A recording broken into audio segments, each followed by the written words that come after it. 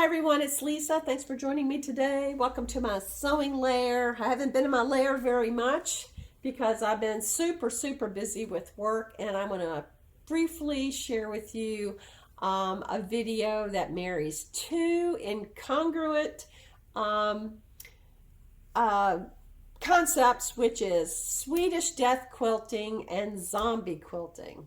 Although they don't seem so incongruent when you think about it, because zombies and death kind of go together. So, what is Swedish death quilting? Swedish death quilting is, using up fabric and stuff that you have on hand. So, when you transition, your family's not going, "What the heck was she thinking?" So this project ticks that box. Then the zombie piece of it is I needed a project that I didn't have to think about, and this fit the bill. All right, why does this become a zombie project? Let's tackle this first. Um, a Sawtooth Star is really pretty easy. You just need to figure out what your production method is going to be, and you just have to cut squares of various sizes. This is a 10-inch Sawtooth Star. It meant that I had to cut my feature fabric in the middle, which is from a fat quarter bundle from the Alfie, and that's part of the Swedish death quilting. I was able to use up all of my fat quarters. I had two packages in this beautiful fabric line with lots of vibrant colors and in different renditions. So that met the Swedish death quilting piece of it. But a Sawtooth Star, particularly if you are putting corner stems and sashing, as I've done, it's really pretty easy. You don't have to worry about your points matching.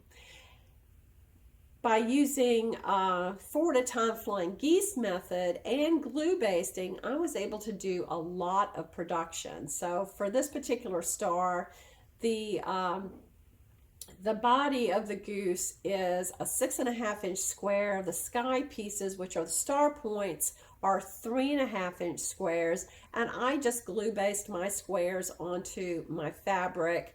And and I'm also watching some sort of crappy TV show, to be sure, but that allows me to stage it. I don't have to think about anything, and I can just stack things up and then get to my sewing, get it under the needle of my sewing machine, and I know it's not going to shift on me, and I don't have to worry about pins, so nothing is sticking together.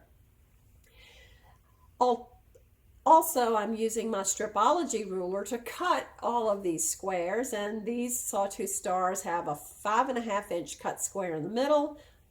The Sawtooth Star always has a middle square that is finishes at half the size of the finished block. So this is a 10-inch finished block, 5-inch finished center, and I'm using a 5.5-inch cut to get what I need. And the corners are basically 3-inch cut, 2.5-inch finish.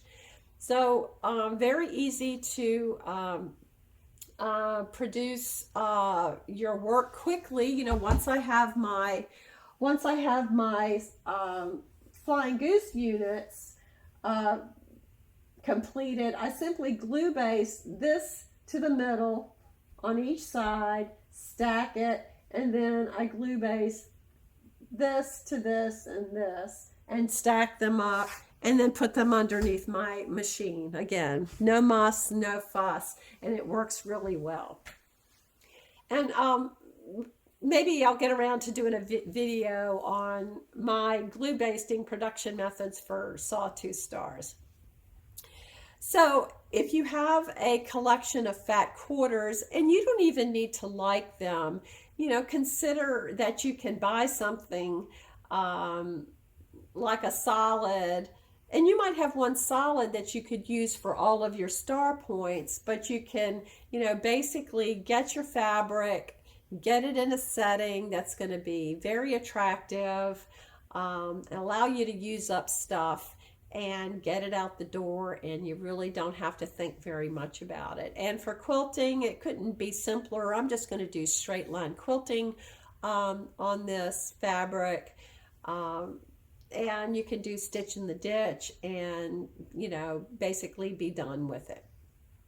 So there you go, Swedish death quilting, zombie quilting, and a few production methods that might help you make good use of your time. As always, I hope you're working on something that brings you joy, and I appreciate your time with me today. Hope you'll stop back soon and see what's on my design board. Bye.